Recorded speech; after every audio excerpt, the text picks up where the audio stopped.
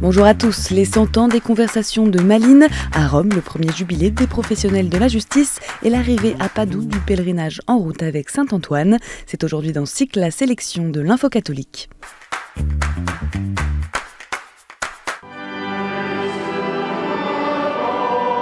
Praise to the Lord the Almighty, cet hymne anglican a résonné dimanche dans la cathédrale Saint-Rombaut de Malines en Belgique lors d'une Evensong, vêpres anglicane, présidée par le cardinal Kurt Corre, préfet du dicaster pour la promotion de l'unité des chrétiens, Stephen Cottrell, archevêque anglican de York et primat d'Angleterre, Monseigneur Luc Terlinden, archevêque de Malines-Bruxelles et Lord Peter Wood, comte d'Halifax, une célébration pour commémorer le centenaire d'un moment méconnu de l'œcuménisme, les conversations de Malines.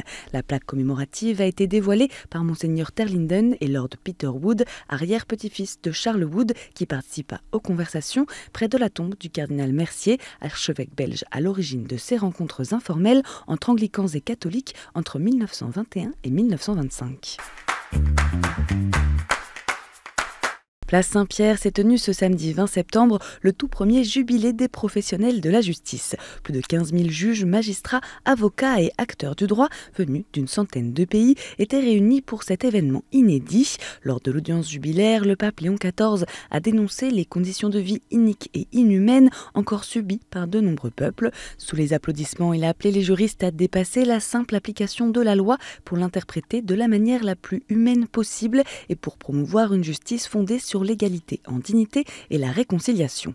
Il a également invité à retrouver des valeurs oubliées dans la vie en communauté, évoquant en creux le droit à la vie et déclaré que le mal ne doit pas seulement être sanctionné, mais réparé, voyant dans la force du pardon une justice capable de vaincre le mal de l'abus. Et à l'occasion de ce jubilé des juristes, l'ambassade de France près le Saint-Siège avec les pieux établissements de la France à Rome ont ressuscité une vieille tradition médiévale. 4 avocats, 2 Français et 2 Italiens, se sont affrontés dans la cour du palais Altan lors d'une disputatio sur le thème de la guerre juste. La disputatio est un exercice oratoire très codifié dans lequel, originellement, les élèves opposaient tour à tour des arguments à la question posée par le maître. Le débat a eu lieu devant un jury présidé par le canoniste Monseigneur Patrick Valdrini. La journée était consacrée au saint breton et patron des avocats, saint Yves. Dimanche, Léon XIV a célébré la messe à la paroisse Sainte-Anne du Vatican, confiée à l'ordre de Saint-Augustin, la congrégation du pape. Que les dirigeants des nations soient libérés de la tentation d'utiliser la richesse contre l'homme, en la transformant en armes qui détruisent les peuples et en monopole qui humilient les travailleurs, a exhorté Léon XIV dans son homélie, méditant sur l'évangile du jour, où Jésus prévient « Vous ne pouvez servir Dieu et l'argent ». Le Saint-Père a aussi averti que celui qui sert la richesse en reste esclave, là où celui qui sert Dieu devient libre de la richesse.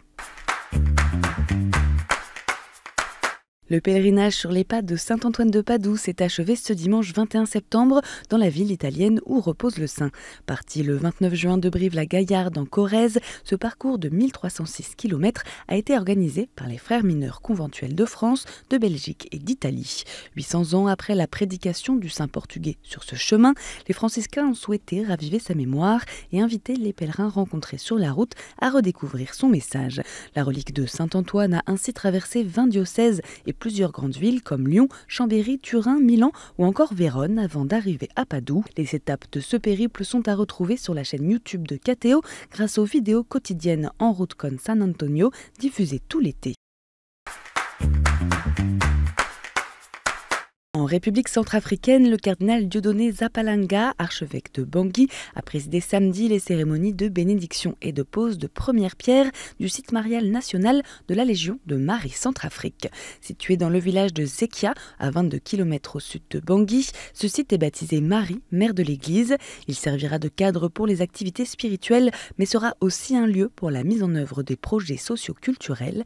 Plusieurs centaines de légionnaires ont participé à l'Eucharistie.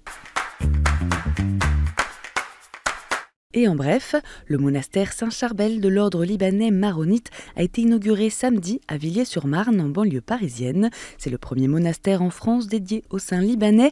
La cérémonie de bénédiction, présidée par le patriarche maronite d'Antioche et de tout l'Orient, le cardinal Raï, a été suivie d'une procession avec les reliques du saint.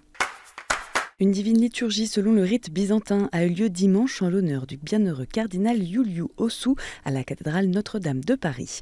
Les fidèles de la diaspora ainsi que les pèlerins roumains ont assisté à la cérémonie célébrée par l'évêque gréco-catholique roumain, Monseigneur Claudiu Lucian Pop, cardinal roumain persécuté sous le communisme et mort martyr pour sa foi. Iuliu Osu a été reconnu comme apôtre de l'espérance par le pape Léon XIV. Sur l'île de la Réunion, dans la petite ville portuaire de Saint-Leu, des milliers de fidèles se sont rassemblés vendredi 19 septembre pour la messe solennelle de Notre-Dame de la Salette, célébrée pour la première fois par l'évêque de la Réunion, Monseigneur Pascal Chanteng. Cette célébration est le point d'orgue d'une semaine de prières et de processions, perpétuant une tradition née en 1859 après les épidémies de peste et de choléra. La fête a mobilisé cette année près de 450 bénévoles.